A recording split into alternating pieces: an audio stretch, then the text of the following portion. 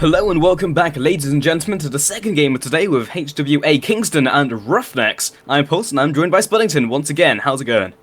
How is it indeed? I'm going to be a little bit curious here, though, because I don't really know what HWA stands for. I know they're HWA Kingston, but it could be anything. It could be High Water Alarm. What is... I mean, I know that one of them is called Crystal Meth, so he's a man after your heart, but a little bit odd naming choice. Yeah, and without any context, that sounds a little strange, just saying that the guy's called Crystal Meth, therefore you must like him. But, of course, I am a fan of Breaking Bad and Clicking Bad, a game I have been addicted to for the last day. So, yeah, now into the Big and Band, moving away from that awkward subject, will be Aatrox, Caston, Ari, and Zed. Nothing too surprising here. Aatrox probably, I hesitate to say it, but becoming the #1 jungle pick, I'd say, and one of the most popular, certainly. Very high up there, and yeah, Ari, Zed, Kassadin, I wonder if we'll see a Fizz ban. Although it's actually possible, if they've done the research, and they know that their opposing mid laner doesn't play Fizz, which is surprisingly common considering how strong of a champion he is, might see that not being banned out, might see that being allowed through, but certainly that's kind of the top tier of mid picks at the moment. We may even see Lissandra, you never know. Yeah, absolutely. I mean, after the next wave of nerfs come into Billington, we've spoken a lot about this, and we were saying, like, kind of Lissandra, along with, who else? Gragas and then Orianna will be the power sort of free, at least what we assume to be, and then they'll just be banned out as well. But RoughNeX will be the first pickup from Kingston, and now waiting from the second two follow-ups from RoughNeX. Alright, Renekton pickup, not surprising at all. We've seen so much of Renekton in, I mean, probably the last 6 months. I mean, he's one of the most unchanging champions of Season 3. He's just been strong throughout, and I don't think he's been nerfed or buffed at all, pretty much. Just a very, very solid pick. There's no matchups where he can't do at least okay in. There are a few matchups which can outscale him, though, so can expect to be, a little bit concerned if, for instance, a Nasus pickup came out, but in competitive play, the Nasus top tends to be a little bit weaker, just on the ground that he has less time to farm, and is a bit weak at exerting map pressure really early on. So RoughNeX do have some pretty viable choices for them to go up against that, but it's hard to know exactly what they're going to go for. They may just look to leave that top lane for a later on pick.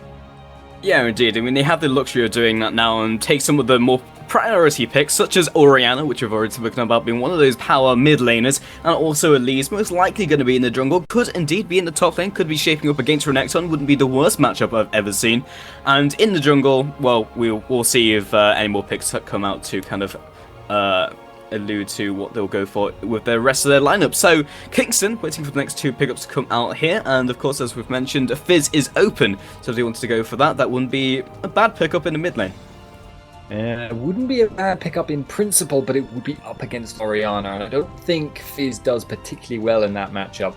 Just Orianna walks forward, auto-attacks a lot, and Fizz suffers badly as a result. He does work very, very well in ganking situations, though, and with that Lee Sin jungle, it would possibly work, but Lissandra is a much, much safer choice, has that ability to push out away very easily, and is also a little bit more, slippery, but if they go for Nidalee, that's interesting.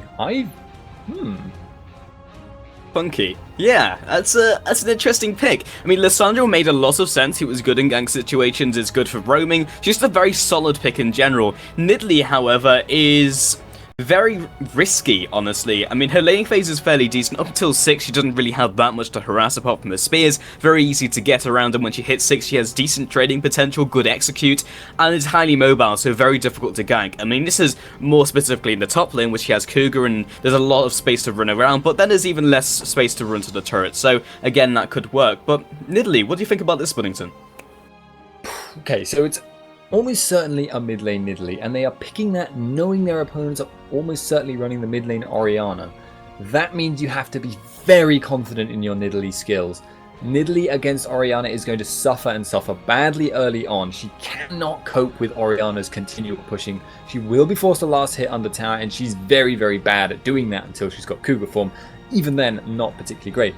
And even once she's hit level 6 in that straight one-on-one matchup, Nidalee not that brilliant against Orianna. Very difficult to land those spears through the minions, and Orianna can still safely harass from within and set up ganks very well. So I'm a little bit surprised to see that, but like I say, statement of confidence. They've got to know what they're doing if they're taking that champion.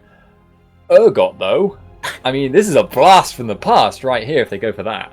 They swapped up to the Ashe. Urgot is the second least popular champion at the moment, I believe, in both ranked and normal games. So I'd be surprised if we saw Urgot. I'm not even going to Fury Craft it because the Ashe has been locked in. So Ashe and Zyra, very hard zoning lane, honestly. Like 600 range on the Ashe, plus the volley and the amount of damage Zyra can deal in the laning phase, as well as, the vast range they have available to them is very nasty for that bot lane of Sona and Corki to deal with. However, they do get into a trade situation. If they slip up, if they get too close to them, then Corki and Sona will inevitably do more damage. Yeah, they're surprisingly bursty with the Ashe Zyra, especially once they've hit 6. It gets really, really nasty. One of the things you can do to try and counter that, though, is you have a Nocturne waiting in the wings. When you get...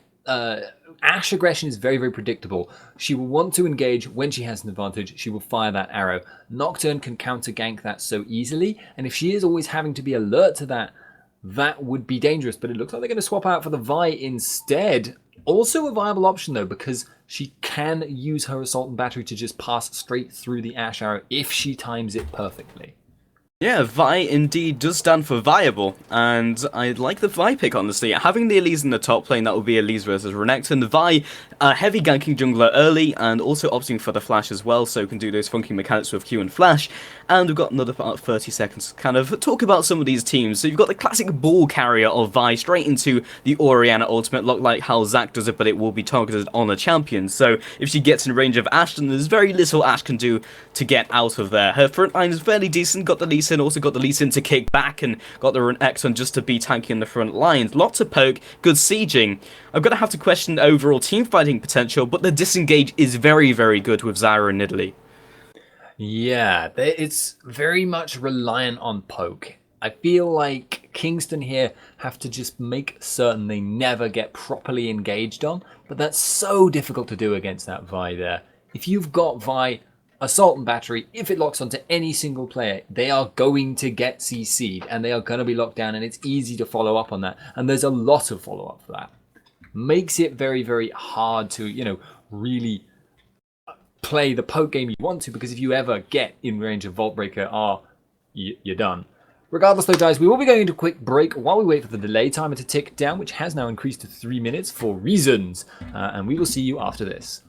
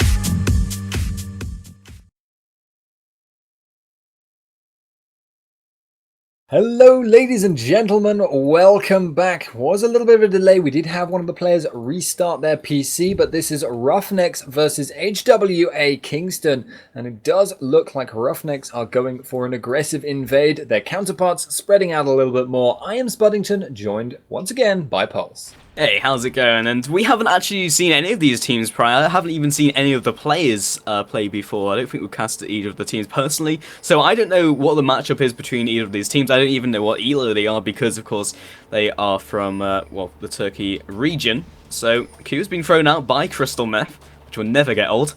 And they are indeed looking for this invasion onto the red buff. They can definitely do it, however, Spear just takes Mikey in the face, puts down the aggressive ward, and just gives him a little more vision and knowledge about Lee Sin's early game.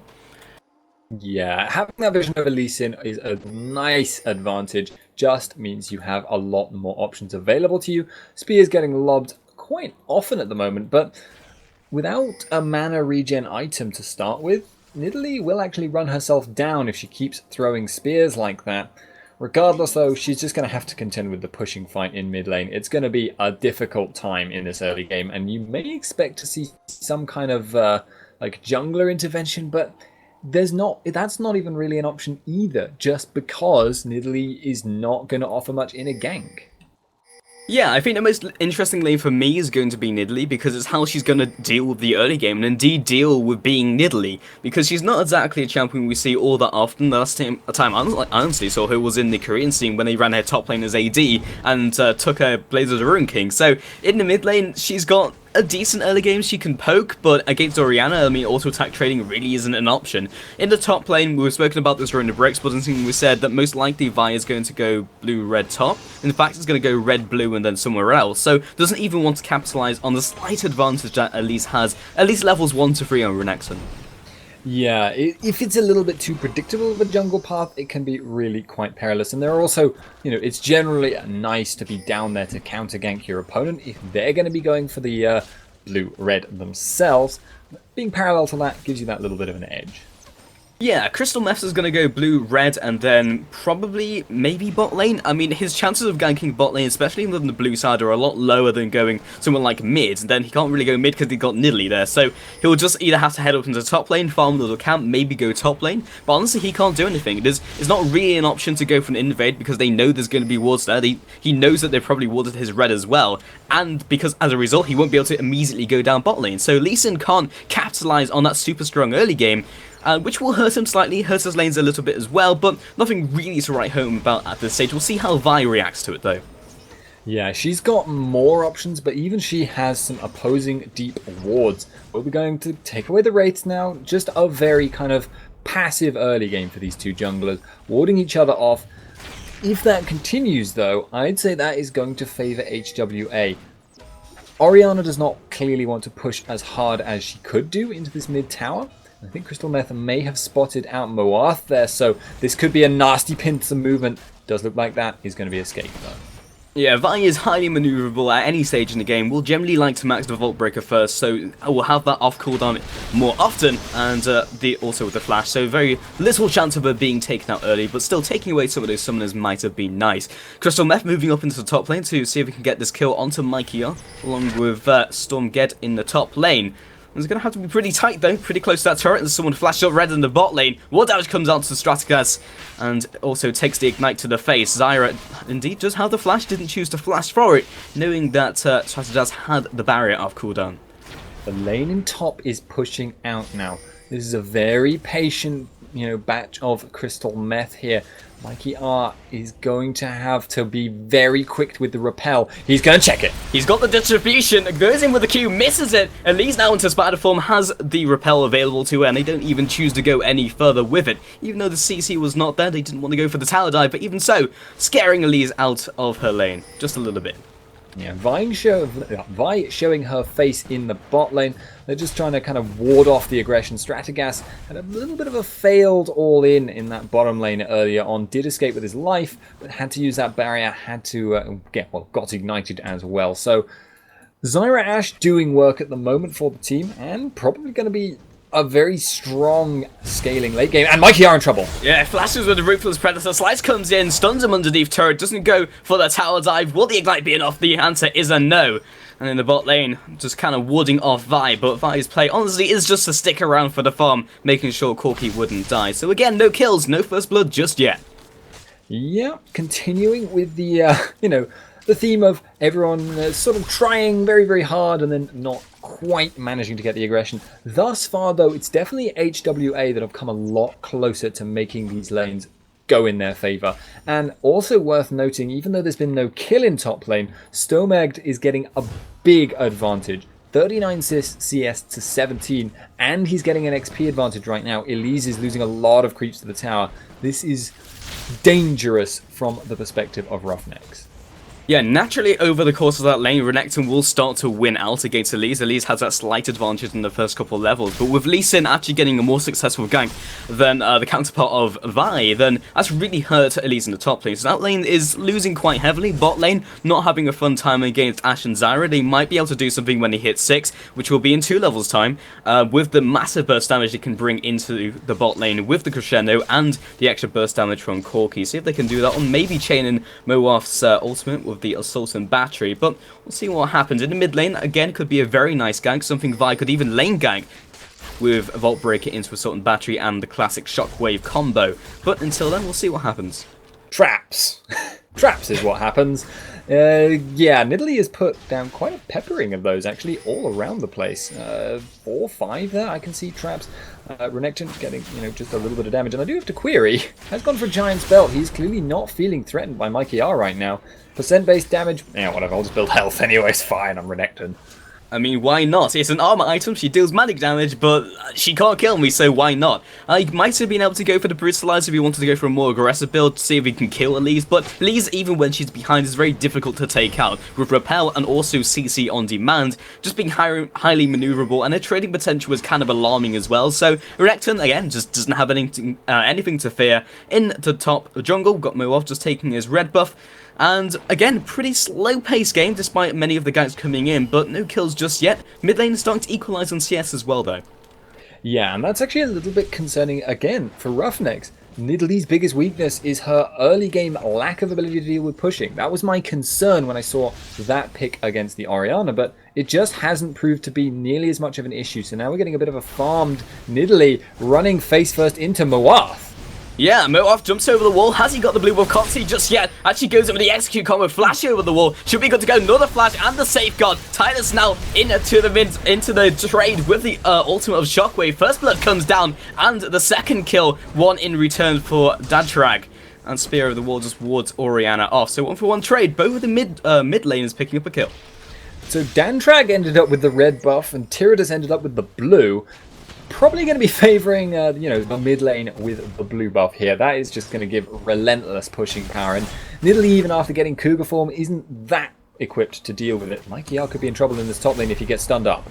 Yep, takes some hits. Mikey R still has the repel and doesn't have the flash available to him though. So he will be ground down, and you kind of hit this stage in the top lane where it's like, well, if you reach below a certain health, you can't push them back, and you really can't afford to recall either because you don't have teleport. So Renekton will take either massive chunk out of your tower or kill you. So until then, you hang on, and maybe a jungler gank comes in and you die regardless, or you have to pull back and then you lose. So you hit this lose-lose situation very, very quickly, and it's very difficult to come back from in the top lane. And we do have a pause that's come in. Apparently the AD carry from HWA Kingston has some form of ping issue. That might actually explain something that I had just noticed, which is that Ashe vs Corki right now, we have got 62 CS to 69, and yet it was Ashe that was forcing Corki out of the lane earlier on. I haven't noticed any particular plays going the other way, so I think it is just that Hexagon Sun has had a little bit of trouble with his ping and a little bit of trouble getting his farm going as a result. I mean, I've tried playing on NA. It's not easy to keep up your usual CS amounts. Yeah, it's not fun. I mean, on NA you have like a consistent ping where it's like there is a consistent delay, but when you have like spike pings, then it's you auto attack and it doesn't come out quite when you expect it to because it's constantly inconsistent. So that can be really annoying as an AD carry when your primary focus is that farm. You don't really have skills for it apart from, well, the volley, but you want to be trying and hit Stratagas in the face with it. So In fact, we've got the other AD carry disconnecting. Interesting. Okay, right. so, based on the number of CS you get, your ping goes up. That seems to be the correlation. We've got a lot of disconnects coming in now. We've got Crystal Meth having DC'd, Stratagas reconnecting now. Hexagon Sun is still disconnected, I think. Or no, he never disconnected in the first place. He just had a high ping, and that's why they paused. We have some issues, ladies and gentlemen. We're not really sure what's going on. Yeah, I'd say we'd take some questions from the chat, but because the stream is delayed, then we can't. Because the stream will be hearing us in about 2 minutes' time. Yeah, that used to be what we liked to do, but unfortunately, for reasons, first the tournament client only had 1 minute delay on it built into it. Now it's actually got the 3 minutes delay, but we already restarted the stream to add a delay, so yeah, delays, etc. But we weren't going to restart it again because that was just vastly too much faffing around for not a lot of gain. Apparently several people have got lag issues, not necessarily related to the disconnects. Well, Pulse, what are your thoughts on the game itself? Okay, let's talk about later on to the game. Let's bring some theoretical circumstances into the mix, because we've spoken a lot about how the lanes are going, and a lot of them are starting to even up. At the moment, it looks like Kingston are slightly edging ahead, and in the later on into the game, got the giant AoE wombo combo, we've got the Orianna and, of course, Vi coming in, some extra damage brought in by Elise, and then some burst damage and also Sona. So if they layer all these ultimates on top of each other, it could be very nasty in a straight-up teamfight, in a clustered, claustrophobic environment. Whereas Kingston are probably more of a generalist team. They've got a lot better picking potential. They have Renekton, we have the Ash Arrow as well, along with Nidalee. They're highly maneuverable, and I feel that if they don't want a teamfight, then they wouldn't have to go for a teamfight. They have Nidalee, who can poke from range, they've got good siege, and they can just run away with Nidalee. And then they've also got Zyra for the straight-up counter initiate if you do get Vi trying to jump on your AD carrier's face. So, honestly, it's very difficult if RoughNeX are behind, because there's almost no opportunity for them to initiate on them, even if RoughNeX are ahead. Yeah, and Nidalee will punish people that try to get vision control. One of the complaints actually about Season 3 meta is how snowbally vision control has become. Big problems if you get, your support unable to go into even your own jungle, because every time he goes in, eats a spear, then subsequently eats an Ash Arrow. All these kinds of things can lay on top of each other, and he just gets gibbed. You can see that when you have players such as, say, Faker. I mean, we've seen him. He makes a living murdering supports, basically, because they try and get vision, but because they are, even a step out of range, they just get killed. If you can't get that vision back, though, you end up getting caught out in 4v5s, in 3v5s, 4-on-2s. It's really, really unpleasant to deal with that situation. Apparently, the players are talking about restarting, though. That would be annoying. This game is already starting turning into a very interesting game. Apparently, Corky had a reconnect bug where he saw himself with a Caitlyn trap, which is not the best thing to be doing. I didn't see that. Oh, that's amazing. I'm sorry. That just tickles me greatly. That particular. I mean, just pretty great. I mean, you remember the old videos where you had like the lethal Anivia eggs, like walking around the place, throwing out ice balls. Yeah. Caitlyn trap of death, missiles. That just amuses me. Yeah, the funny thing is, because we've been on the delay for so long, when I said we can't take questions and questions came in regardless, we could probably answer them now, because we've been waiting for so long. Exciting times. What questions do we in fact have here?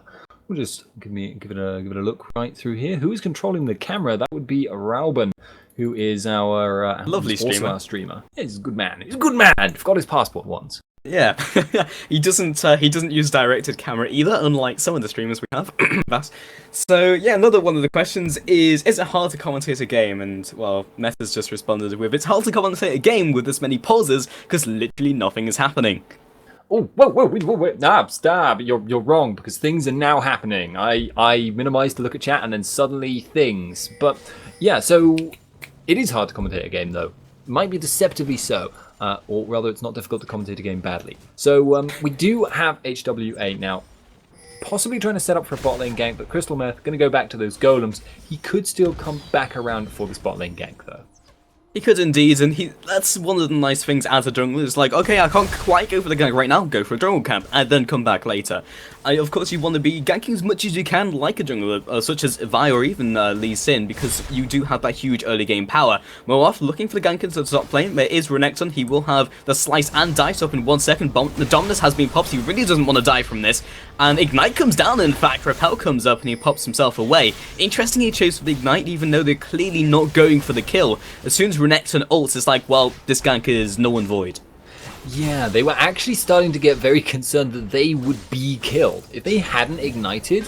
In the bot lane, however, Crescendo comes out and the safeguard comes in from Lee Sin, immediately forcing them back. Q has landed, Insect comes out, doesn't even matter because the ult will execute Sona instead. Now Strategas trying his best to get out of here, using the minions to block. Flask goes over the minions, trying to create that block so he misses the Q. Indeed does so. Will the minions be enough? It will to pick up the kill for a 1-for-1 trade and 2-for-1 overall.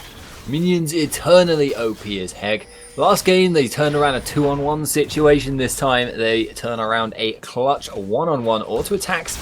Just one less little tiny maybe auto attack cancel would have made the difference there, but Danfrag in trouble in the mid.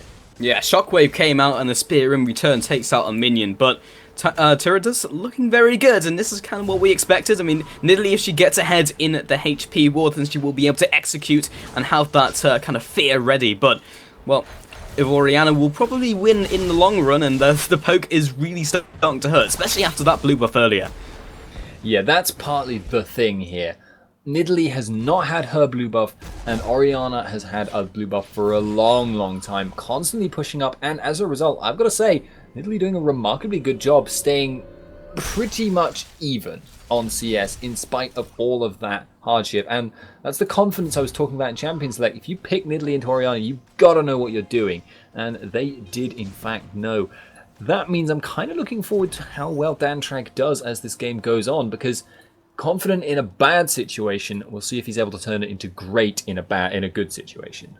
Yeah, indeed, and their team fighting potential isn't incredible. They're much better when it comes to having this more dynamic gameplay where they try and pick up objectives, go for the small skirmish fights, and disengage when they need to, and just kind of play the game as a whole rather than the game in the small sort of pictures when it comes into skirmishes and fights. So if we can see that from Kingston, we can see them doing very well indeed. In the top lane, they're kind of just situated on that island, but again, RoughNeX bringing himself further and further ahead as a result of being RoughNeX, and Vi unable to gank Dominus up to RoughNeX as well. So Vi coming into the bot lane, Lee Sin has, well, not necessarily read it, but they are reading from the same page as the Ash arrow comes in, hits Corki in the face, straight for the Strangleforms, comes up, knocks up Sona, looking for this kill very quickly, hasn't even dropped yet there, and Corki is still backing himself back, and now Moaf in the backside gets kicked from Lee Sin. Another kill comes out onto Ash, 1-for-1 trade.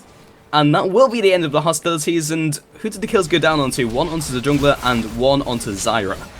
Yeah, I believe that might be the first time I've ever seen... Oh, in mid lane though, Dantrag in trouble again. Yeah, more auto attacks come out, looks for the execute, walking after him, the minions, too strong, and Terra just picks up another kill. Yeah, and that's a nasty thing to have happen, because that's going to mean the tower is gone in this mid lane. Will mean that Nidalee is now free to roam wherever she wants. There's not much else to lose, as it were. But this could also mean lacking the next blue buff as well. Crystal Meth is now chasing down Moaf, but I'm not sure he wants to find that even if he can. He's going to back out, and it looks like RoughNeX maybe thinking about the drag. Nope, she's just trolling me. Yeah, not going to go for that just yet, but the ward will be running out in about a couple seconds, so...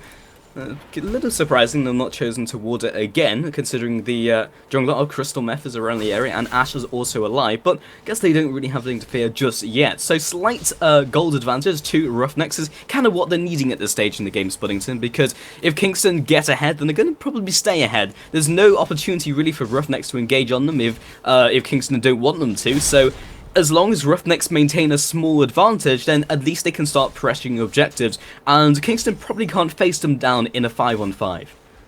Yeah, it'll be very interesting though, because if there is this kind of temptation that a lot of people suffer from when you're against a team that has a Nidalee, that has an Ashe and a Zyra that really wants to kite. There is this temptation to just commit. Whenever you can get an engage, you just go in for it. Sometimes though that can actually backfire, because Nidalee, for instance, if Vi ults onto her, She can pounce, she can flash, she can drag her a long way out of position and into the back line, and then they can shred Vi before she can really achieve anything, before her team can follow up. If that situation occurs, they actually then suddenly have the advantage, even if it's a straight 5-on-5. It's one of those kind of balancing act things that it's very easy to make a mistake on, even though I would say probably RoughNeX do have the stronger teamfight on the whole. Yeah, RoughNeX kind of need to win the teamfight in the first couple seconds, or Kingston will wear them down, and the chasing potential is a lot better, especially with someone like Nidalee and the longer range gap closing abilities, so could be very frustrating if Kingston do get into these scenarios. And Lee Sin waiting in the wings, seeing if he can get something done onto Tyrudus, but doesn't seem like it's gonna happen. Nidalee is not renowned for being the best person to gank for. Yeah, that's again one of the issues. She does contribute quite a lot of damage, just that execute ability, just with that spear. But as you say, not the best because she does not have CC to spare. Continuing in this top lane though, it's just a constant pressure from Renekton, and that is just going to constantly favor Kingston. The longer this lane goes on, I think the more Renekton is just going to get farmed. That's going to get really dangerous. Although I guess at this point, Mikey R doesn't even care about tanking the creep wave. So maybe actually it'll even up as time goes on. Yeah, I mean, it doesn't look significant at this stage, but you have to feel that if Renekton does get a slice advantage, just like he's doing right now, that he can split push all day, and if Elise isn't able to deal him, he'll just be like, well, Renekton, I'm just going to ignore you and take all your towers. So Elise, as long as she can stay relevant and be able to kill Renekton, then she'll be strong. And she's actually itemizing magic penetration, which is very standard for Elise because of her percent-based abilities. But it won't really help that much against Renekton unless she builds a Void Staff, because he's going for huge amounts of magic resist. He's already gone for the Negatron Cloak, will most likely go into something like a Spirit Visage, because Spirit Visage is amazing. So Elise will have a very hard time dueling him. Yeah, I have to feel at some point Mikey R is probably just going to make the call to abandon his tower to Renekton. Renekton, yes, he does push down towers decently, but he's not a super fast split pusher, so they will at least have some time to react, and they will have some time to try and make plays if he is stuck in that top lane for a long time. And Elise will have good flexibility when it comes to setting up ganks and things like that. We have had another pause, ladies and gentlemen. Apparently, HWA's jungler has disconnected, or did disconnect, so a little bit unfortunate there. And yes, Mikey, we thank you for your sorriness as to us. Still, though, it's just at the moment, it's quite a slow-paced game, Pulse. It is, and this is kind of what it needs to be, honestly, from both of these team compositions, because Kingston can draw ahead, and if they had drawn ahead early, then they probably would be starting to take most of the inner turrets by now. But RoughNeX have done a very good job of kind of just keeping themselves in the game, so they can just go for a team fight. The beauty of a team fight composition is that if you have that type of composition, then you can always really go for a team fight, because even if they are vastly ahead, then if you layer all your ultimates on this, you're still probably going to kill them. So there's always a chance to come back into the game. Whereas if you have like a snowball composition and momentum based team, then if you fall behind, there's no real way to catch back up again. We saw that actually yesterday. I can't remember which two teams it was, but they both ran with momentum based teams. One team pulled ahead, and it was just a very slow game where a tower was taken, and then they sieged the next tower, and then they backed off, and then they sieged another tower. Yeah, actually that's one aspect we haven't really discussed very much, which is tower sieging. Because I think both of these teams will function very, very well on the defensive. If you've got that, if you're under a tower and you want to try and dive against that Zyra comp, with the Renekton who will be able to dive into the middle of you, Dominus up, and with the, Lee Sin disengage, all these kiting abilities, it's very, very difficult to dive. And it's also quite difficult to siege against them unless you can catch someone out and do quite a lot of poking over time. Ashe and Zyra, very, very solid at catching someone out of position, so you don't really want to stay there, and the poke is strong from Nidalee.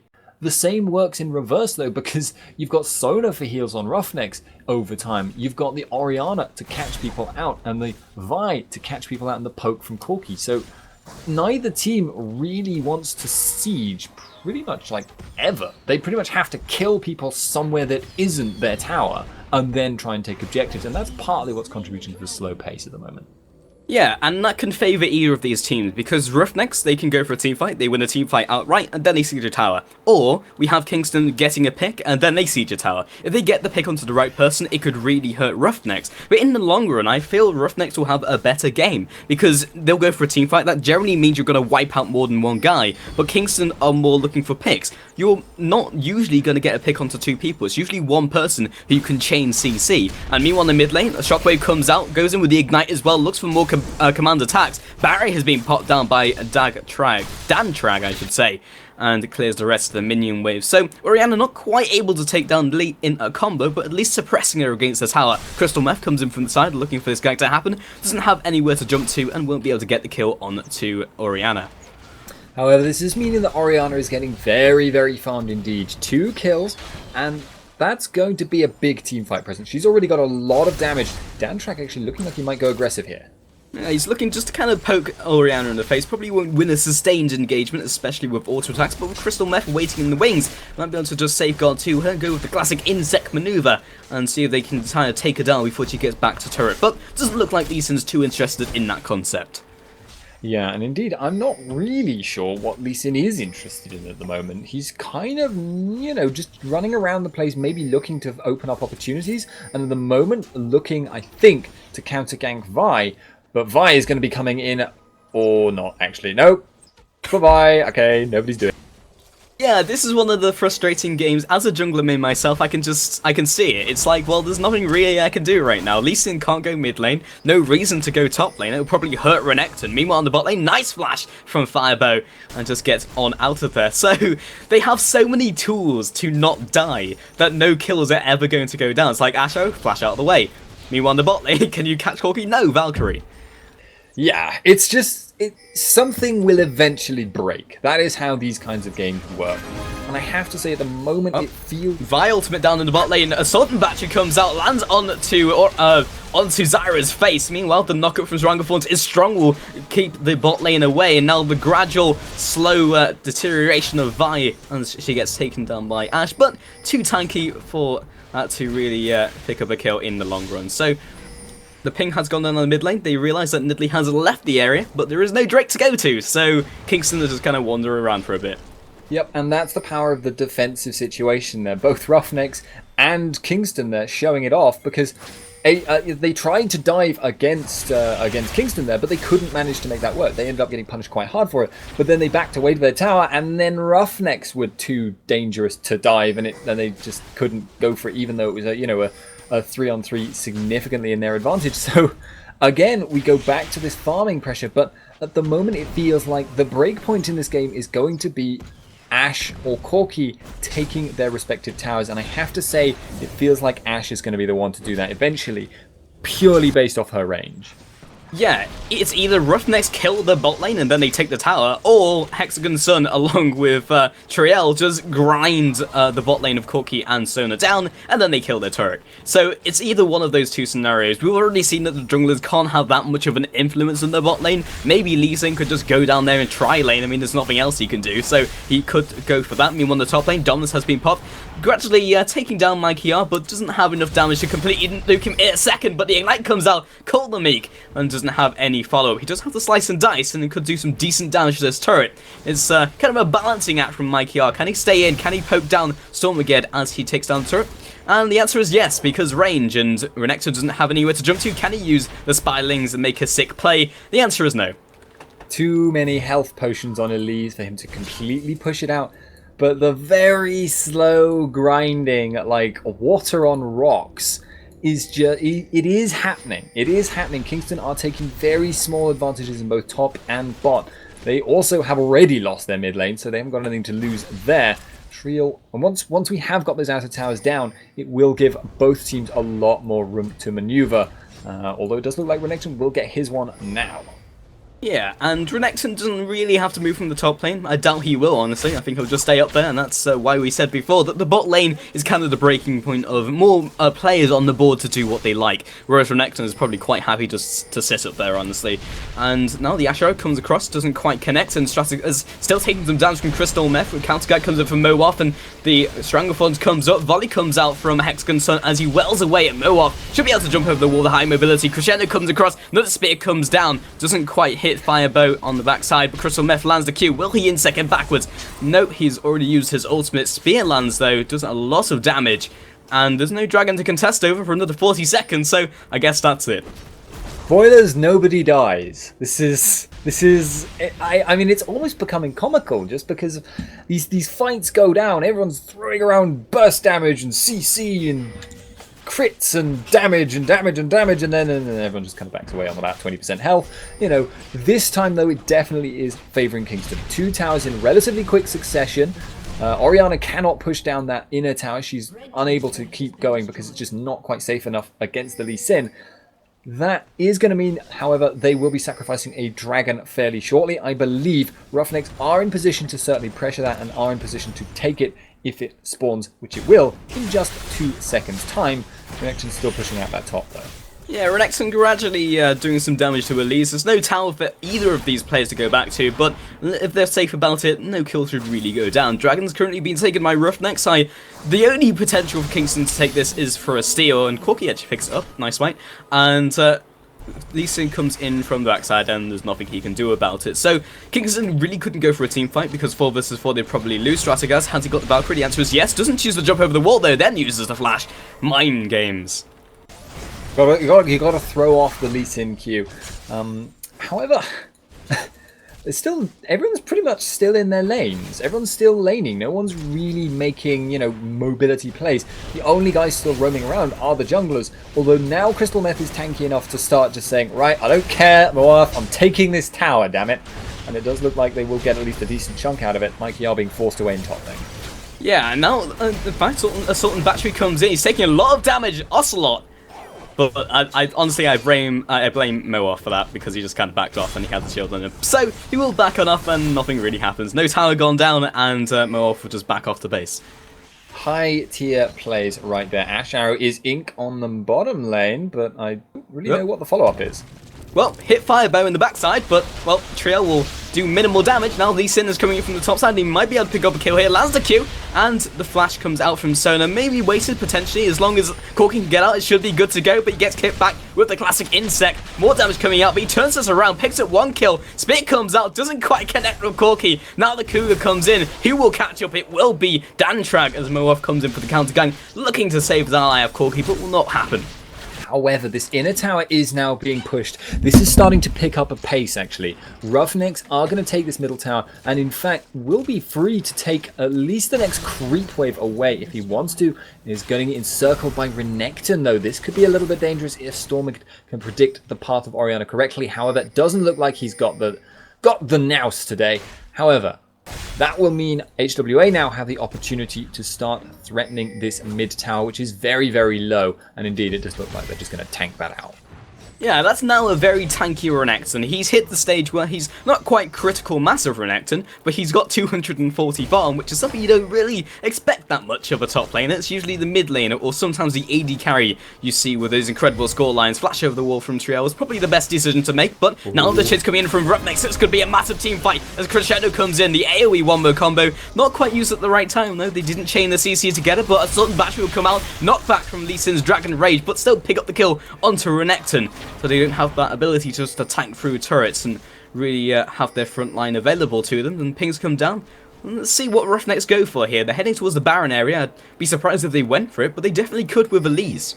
It's dangerous, though, if you're up against Nidalee to start trying to play the Baron dance, because although the spears aren't doing that much damage at this stage, they really do start to hurt if you're in that sustained situation where you've also got a magic damage debuff. Continued fighting in the bot lane, though, one-on-one. This could get interesting.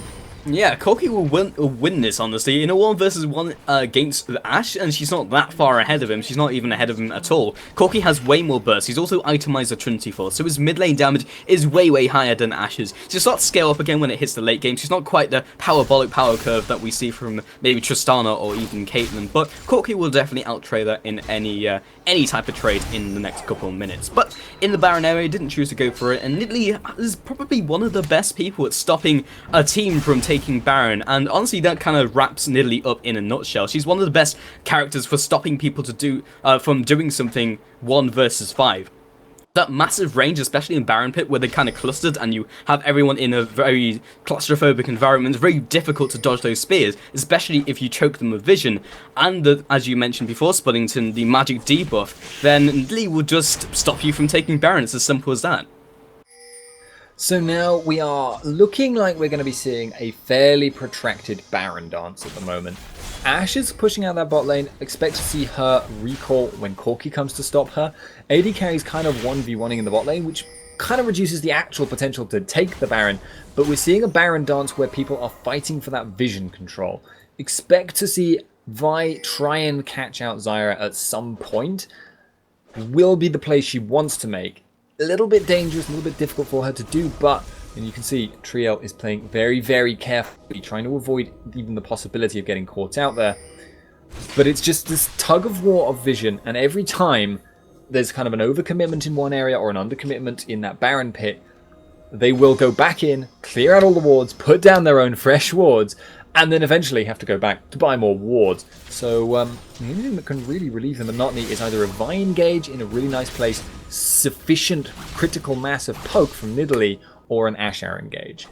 Yeah, it could be either a pick onto the people who are trying to clear the wards, i.e. the supports, and RoughNeX, if they catch someone, then they'll just demolish them, and it's really a game of can Kingston outmaneuver RoughNeX, because they have a much better maneuverable team, but at the same time they have a weaker team fight, so can they maneuver around them, or is it time for RoughNeX just to go, okay, 5 versus 5, go for a team fight? And in fact, we've got the initiation coming in from Kingston onto the backside of Firebow once again. We've got the crescendo coming across, knock up onto 2. Meanwhile, Strategaz onto the back lines, and now Moa finally gets himself onto Ashe, has disrupted him for the meanwhile. Ultimate comes down, picked to 1 kill onto the Zyra, another kill onto Storm again. The front line is disintegrated. Finally, RoughNeX can get something done. They choose to back off. There's no way they can really chase after them. As we've mentioned, they are too maneuverable for that to happen from RoughNeX, but they have picked up 2 kills. 1 for 2 trade. Can they get anything off the back of that? Corki goes huge onto Crystal Meth, but just doesn't have the damage, and in return, Hexagon Sun rips him apart. Okay, so now the only thing RoughNeX can really do here is go for this dragon. If Nidalee reads that intent, she is healing herself up back up pretty quickly. She's got that Athene's Unholy Grail for mana regen. She can actually cause this dragon to go either in their favor or to enable them. Wow! She got it! Oh my lord. Yeah, that Nidalee spear. I'm surprised, honestly, that Elise didn't angle herself in the right spot. Did they have that water? They did. They actually had it watered as well, so you must have expected to happen. That was a pretty matrix spear, though, if you were going to go for that steal. Yeah, I mean, that went between 2 people, and there were no spiderlings. I'm shocked that hit, actually. It was very much threading a needle there. But, okay, that hasn't really changed the dynamics of this game, though. There is a little bit of an advantage there for RoughNeX overall, I think. Just based on kills and farm, and they have got that little bit of extra gold globally, but HWA still very much in this. They did get that dragon, and they still have that pressure from Nidalee in the poking area. So once again, expect to see another Baron dance. Expect to see them both trying to get lanes snowballing, but at the moment that is actually in the favor of HWA. Check both the bot and the top waves. It's kind of that, like, bull dancing thing with Matadors, isn't it? Where you have RoughNeX as the bull and the Kingston as the Matador, just trying to stop them from killing them. And they're doing very well at that. They're just duking the bull at every single turn. Yes, they took a couple kills before the Baron area, but as long as they can keep dancing around them, there's nothing RoughNeX can really do to make lasting damage happen. It's true. As long as they don't kill Nidalee in a fight, Baron is never really an option. They might be able to get tanky enough to start sieging towers just by face tanking them eventually, and that might change the dynamics of this game because they will no longer be forced into these vision control fights where Nidalee can poke them indefinitely. but it's going to take a while before they're willing to do that, and even then, they're never going to be willing to do that while simultaneously tanking the enemy team. So they'd still have to fight for vision in order to get into a position where they could use someone like Vi or Elise to face tank a tower for a while. It just continues onwards and onwards and onwards in this way. And it looks like it's Kingston that are going to be taking the initiative here, but I just have that sneaky suspicion they're now going to back away and look to pressure the other lanes. It's time for Ohm Wrecker. If that item was better, it would be amazing in this situation because it would give them the opportunity to dive without really having to fear the mobility from HWA. But as a result, they can't. So they're just going to sit in the turret, which they'll not really be able to be poked out of because if they play it smart, they won't be hit in the face by Nidalee spears, and vice versa if they try and go and shoot down the turret, then Nidalee will still just either clear the minions or poke them in the face while they're trying to siege. So minimal damage is happening. It's essentially, can a team get a pick? Can they go for a team fight? Can they catch someone out and force Kingston to go for a team fight themselves? Or do they just sacrifice a member? If they can get the pick onto the right person, they might be able to go for Baron. If not, then we get this. Yeah. The other thing, though, is even if they get a team fight, they need to make it decisive, because neither team thus far has, even when they come out ahead, been able to actually make much happen from their victories. They'll take a team fight, it'll be a 2-man for 3-man, and then they'll have to back away because Nidalee is so good in those, late, after team fight clean-up environments where she gets to heal over and over again, throw spears over and over again, and they just can't take any objectives. So no real meaningful difference ends up resulting. And I want a ward count for this game because it must be getting very high. Yeah, how are the supports actually doing? We've got the single, in fact, okay, so Sona no longer has a gold per 5 item because she's picked up the Shirelius, and meanwhile still got the Cage's lucky pick from Zyra, of course, wanting to go for the Morellos at some point in the game, and Ashe Arrow basically just finds itself in the middle of RoughNeX. So, yep, that's a thing. Okay, guys, time to back off and wait for Ashe's cooldown. That's basically the game we're playing here, Swiddington. It's super exciting gameplay right here.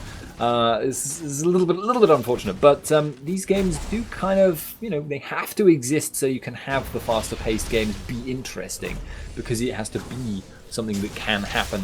You have to have the options to play slow and safe. As it happens, though, feels like we have got two of the slowest and safest teams in EU West. RoughNeX. Is it even EU West though?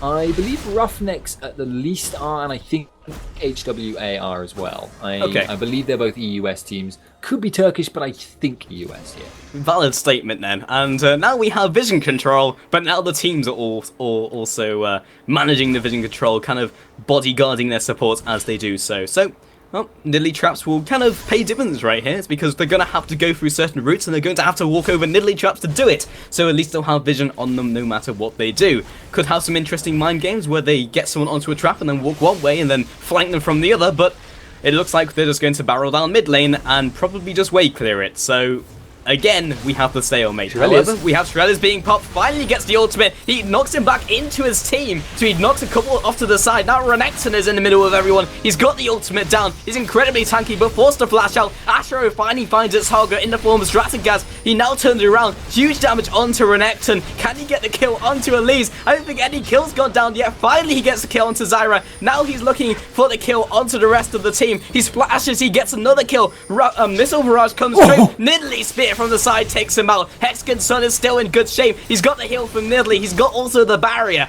And now Tyrannus is going to be one of the big turning points of the game. And Zhonya's comes out. He's still waiting in the wings. Shutdown comes out with the spear. Well timed on top of the Zhonya's 4-for-2 trade. Okay, something just happened and HWA are all recalling.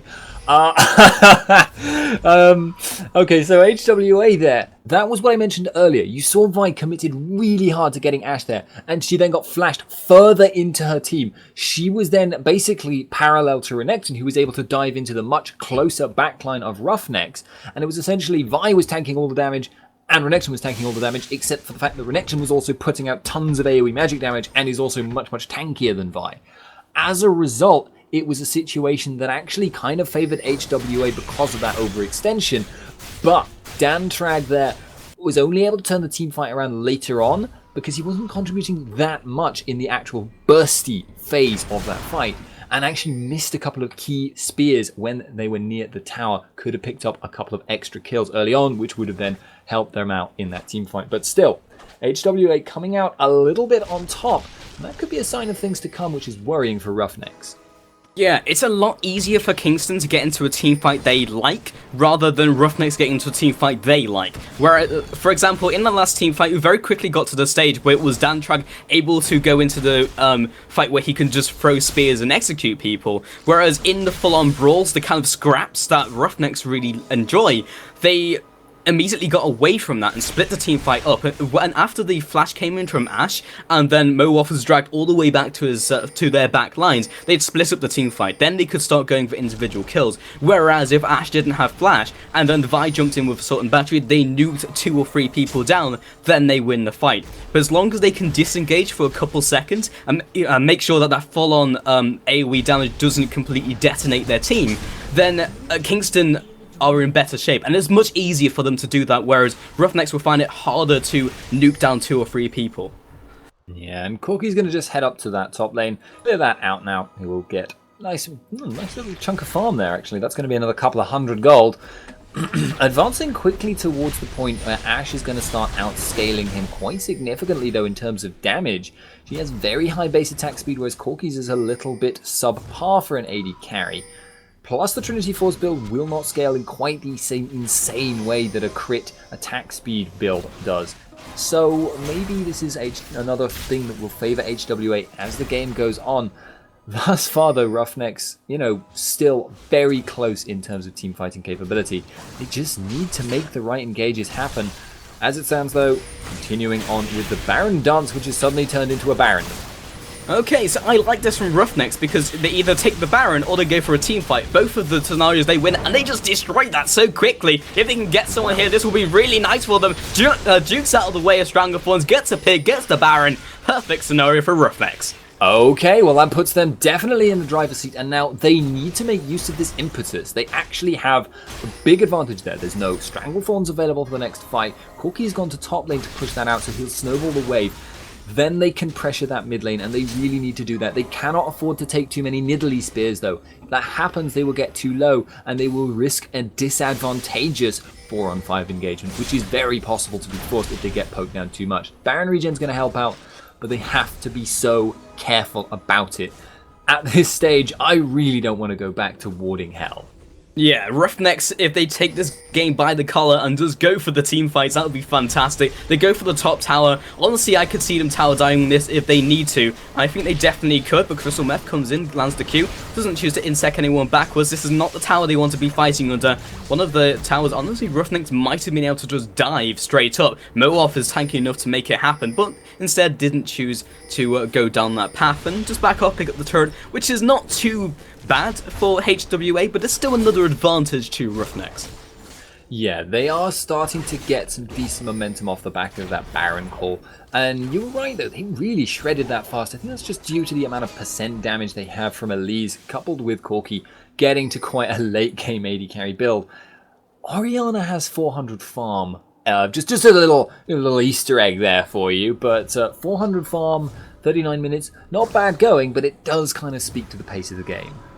Yeah, indeed, and Sona's sitting on a nice little nest egg there of 1,000 something gold, which is something supports generally don't ever see in their lifetime, and will be invested into an Oracle's Elixir and a couple other items. So yeah, in very good shape, and at least over a stack of Vision Wards. Nice. Supports. Oh my lord, I've got 1,000 gold, I can buy an Oracle's and 5, 6, 7 Vision Wards. Oh my lord. Something you never have as a support. It's amazing. It's basically like winning the lottery. It's just, so exciting. You're like, I can put down so many wards now, and now you get caught by the mid laner and die for it. That's what happens, and it's miserable when it happens. Regardless, though, Vision Tussle does continue. RoughNeX continuing to try and get some vision control. And you can see Triel there is just throwing out wards left, right, and centre. Mowoff might go for this. Yeah, he's definitely looking for it, and in fact just backs on off. And now they'll start seeding the turret. They still have the Baron Nashor. So that is definitely good. However, it's going to be 5 versus 5. And now with Zyra back in, she's one of the big key players when it comes into controlling a team fight. If they don't want it, they stronger once, they disengage, then they re-engage and are in a much better position to do so. So RoughNeX really can't afford to go for this dive unless they play absolutely perfectly and surgically remove Ashe from the playing field. But doesn't look like it's going to be one of those things that's going to happen. And Corki very wisely investing into a Banshee's Veil. Yeah, that's going to give him a lot more protection. He doesn't need to worry about A, Nidalee Spear Poke as much, or B, being Ashe Arrow engaged. If it does go down, though, that does mean he's in a dangerous spot. RoughNeX still have that Baron, so I don't think HWA want to go for this quite yet. But Baron will run out very, very soon, and they may actually look to make something happen once that has happened, because I think there's quite a bit of gold hanging around. Well, not actually all that much gold, but a little bit more gold in the pockets of RoughNeX than in HWA. Yeah, if Baron was down, they definitely would have gone for that. That was like perfect scenario to shoot down the Ashe Arrow, hit Corki in the face, and then completely destroy him. And Zyra, in fact, no, it wasn't a Zyra plant, it was one of the minions just blocked a spear for Mowath. And finally the tower will go down, they had the poke for it, and huge ultimate comes out from Orianna. Meanwhile, the Stranglethorns comes up, knocks over the front line. Mowath comes in from the side though, looking to get onto the back line. Doesn't jump after Hexagon Sun though, and he's just quite happy there to kill the rest of his team. Strategist now trading off with him, but Ashe definitely has the advantage. Picks up one, moves on to Firebow, picks up another, and Mikey R will be recalling, he should get out on time. The chase comes into Tyradus. Do they even want it? Answer is probably no. Now is the time to start taking objectives. Side stone wards though. Crystal Meth has been healed now as well, so he doesn't have to fear the immediate damage. If he can land the Q, it will be enough. Yeah, lands the volley though. There we go. And spear to back of the head will seal the deal. Now they start going for towers. Have pinged the bottom tower. Probably the safest bet, honestly. Middle tower is being sieged by minions, so they could take the bot tower, then move to the mid lane. They've got the time. 54 seconds on Orianna and 23 on Vi will be the most recent one to come up. And Elise is kind of in the top lane, stopping the tower from falling on 100 HP. So in fact, they may even take 3 towers from this. It does look like they could at least rotate to that mid lane to get that up.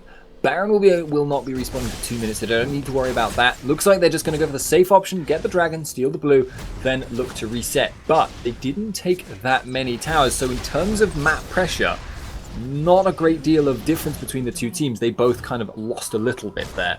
And that does actually favor, I feel, HWA, because you saw in that fight how much damage Ashe is starting to do, and the longer the game goes on, the more she's going to be able to find the opportunities to Ashe Arrow as well as all of the rest of it. One thing I did want to mention though, I may have misseen, but I think Mowath was right in the backline of HWA in that fight, and I think he ulted Hexagon. No, not Hexagons, on Dantrak. Yeah, he did. He assaulted Battery Dantrak. He came in from the top side, where the tower is, and then to the left, he came in from that angle to try and get out one of the carries. I'm not sure if it was a misclick or he really just wanted to go for Nidalee, which is a bit odd because Nidalee doesn't contribute anything to a straight-on brawl, as previously mentioned. And whereas if he'd taken down Ashe, then it would have maybe given him a little bit more time to maybe take him out. And also, I mean, it was a good initiation from Tyradus. He hit 2 people with Shockwave, good start. But it might get to the stage where Mowath's honestly just going to have to be the guy who jumps on Ashe and then try and chain the Shockwave into that and having the ball on him instead. Because Hexagon Sun is really becoming one of the major issues. Now he's got a Guardian Angel and he's almost full build. Yeah, the thing is though, if you ignore Downtrag and the fight drags on for a long, long time, the poke you can see from the spears and the Ashe Arrow, actually, they're going to go for this. Yeah, Firebow hits him in the side, but they don't choose to all-in engage. He's down to about 40% HP. They don't go for the fight. They were a bit far away, couldn't get all their members in the right position. I had to say it. But regardless, the longer the fights straggle on, if you get these fights that last, for 30, 40 seconds, which can happen with people, kiting away, jumping out, and, if, 3 or 4 people die in the initial burst, then you've just got 2 or 3 people left. If one of these people is Nidalee, that is the situation Nidalee is born for. She is incredibly strong in that scenario. That means it's kind of hard. You have to either burst down Ashe and then look to burst down Nidalee as well, which is very, very difficult because they're both quite difficult to pin down. Or you have to kind of accept that you're just going to not take many objectives if you do manage to kill Ashe, which is really not what you want to be doing at this stage of the game. You want to be taking objectives, but it does look like HWA are very determined not to lose this Baron. Yeah, and right now, they are sitting around the area, they're in fact going to start it, and now is breaking point. If RoughNeX can't 5v5 them, they lose the game. They have good anti-siege, but I feel that Kingston have better siege themselves, so they'll try and attempt this steal. Mowoff charging up the Vault Breaker. They will be going in for this. Can they get enough members over the wall, though? He gets the steal. Terran does over the wall, though. Can he get out? He uses the ultimate to jump back over. Firebow does his best to zone out the rest of the team. Corki is still there, trying his best. He needs to make sure not to get taken down by their backline. Crystal Meth also drops. That's a 2-0. And now jumping on to the Zyra, they should easily get this rocket. Missile Barrage comes out, picks up another 3-0 advantage to RoughNeX. Now's the time to make something happen. Big turnaround, but Moarth is quite low. Sona spamming out heals for all she's worth, but if he takes a spear and a volley, he might even go down. That would be dangerous, but I don't think he needs to worry too much. This will at least be an inhibitor, and that is going to exert constant map pressure from this point forward. That means RoughNeX are definitely ahead because their team was always going to be better if they had that momentum. Like, here, going for the aggression. Are they going to go for the Nexus here? That is a possibility, but dangerous one. Ash Arrow is up. If anyone gets caught under tower that's squishy, they could get bursted down really hard. They've got the minions there, so not going to have that backdoor protection. Takes another spear to the base. They're going to go for it. 15 seconds left. It's all down to the carries. If you're going to have anyone here, it should be them. Damtrad drops low. He gets onto the spawn pad. They've gone for it. They actually get the game. Wow, what a turnaround. 2 towers, an inhibitor, both Nexus turrets, and then the Nexus itself. GG, well played. Game went on for so long that the respawn timer started getting deceptively long there. That is the GG. Kind of an amusing end in a way, almost anticlimactic. Yeah. But regardless, that was HWA versus RNX, and this was only a best of 1. So we will be taking away that game, and we'll be moving on to the next round quarterfinals, which should be coming up tomorrow. Don't know if it'll be them in their quarterfinals tomorrow or not. We do actually have one more best of 1 game this evening, though. That will be casted by Pulse and Metas, I believe.